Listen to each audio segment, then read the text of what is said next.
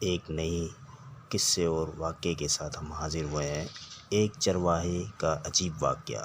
غزوہ خیبر کے موقع پر ایک چرواہا حضور اقدس صلی اللہ علیہ وسلم کی خدمت میں پیش آیا۔ وہ یہودیوں کی بکریاں چرایا کرتا تھا۔ اس چرواہے نے جب دیکھا کہ خیبر سے باہر مسلمانوں کا لشکر پڑاؤ ڈالے ہوئے ہے، اس کے دل میں خیال آیا کہ جا کر ان سے ملاقات کروں اور دیکھوں کہ یہ مسلمان کیا کہتے ہیں اور کیا کرتے ہیں۔ چنانچہ بکریاں چراتا ہوا مسلمانوں کے لشکر میں پہنچا اور ان سے پوچھا کہ تمہارے سردار کہاں ہیں؟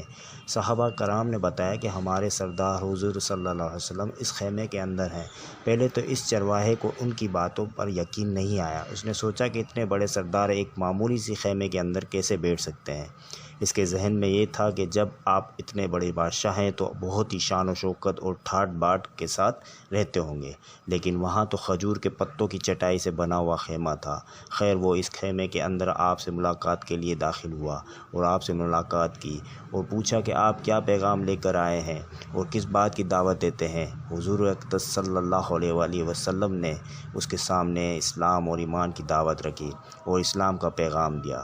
اس نے پوچھا کہ اگر میں اسلام کی دعوت قبول کر لوں تو میرا کیا انجام ہوگا اور کیا رتبہ ہوگا؟ حضور اقدس صلی اللہ علیہ وسلم نے فرمایا کہ اسلام لانے کے بعد تم ہمارے بھائی بن جاؤ گے اور ہم تمہیں گلے سے لگائیں گے۔ اس چرواہے نے کہا کہ آپ مجھ سے مذاق کر رہے ہیں؟ میں کہاں اور آپ کہاں؟ میں ایک معمولی سا چرواہا ہوں اور میں ایک سیاہ فام انسان ہوں۔ میرے بدن سے بدبو آ رہی ہے۔ ایسی حالت میں آپ مجھے کیسے گلے سے لگائیں گے؟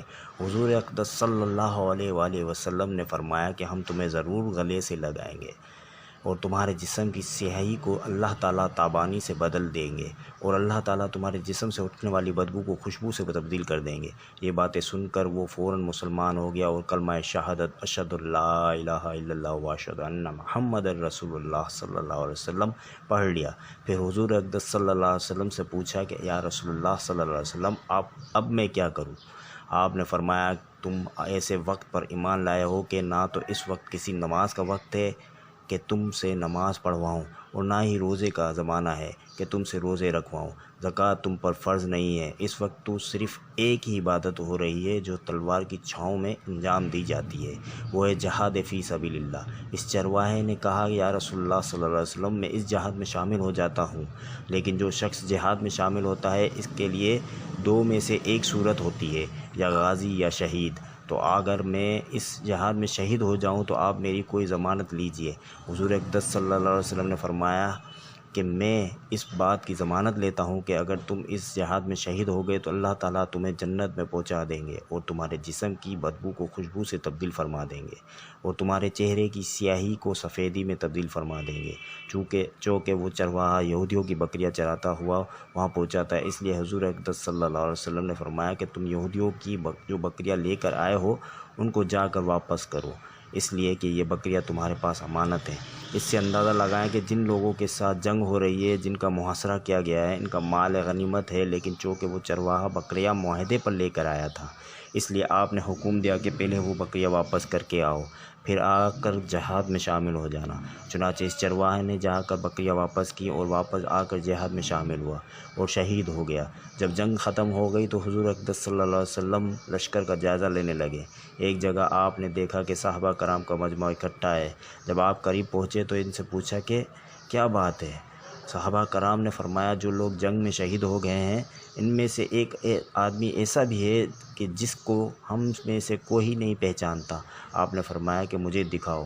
جب آپ نے دیکھا تو فرمایا کہ تم اس شخص کو نہیں پہچانتے، مگر میں اس شخص کو پہچانتا ہوں، یہ چرواہا ہے اور یہ وہ عجیب و غریب بندہ ہے جس نے اللہ کی راہ میں ایک بھی سجدہ نہیں کیا، اور میں اس بات کی گواہی دیتا ہوں کہ اللہ تعالیٰ نے سیدھا اس کو جنت الفردوس میں پہنچا دیا ہے۔ وہ میری آنکھیں دیکھ رہی ہیں کہ ملائکہ اس کو غسل دے رہی ہیں اور اس کی سیاہی سفیدی میں تبدیل ہو گئی ہے، سبحان اللہ، اور اس کی بدبو خوشبو سے تبدیل ہو گئی ہے۔ حاصل اندازہ کیجئے، دیکھیے، اگر کچھ عرصے پہلے اس چرواہے کو موت آ جاتی تو سیدھا جہنم میں چلا جاتا، اور اب اس حالت میں موت آئی کہ ایمان لا چکا ہے اور سرکار دو عالم صلی اللہ علیہ وآلہ وسلم کا غلام بن چکا ہے، تو اب اللہ تعالیٰ نے اتنا بڑا انقلاب پیدا فرما دیا۔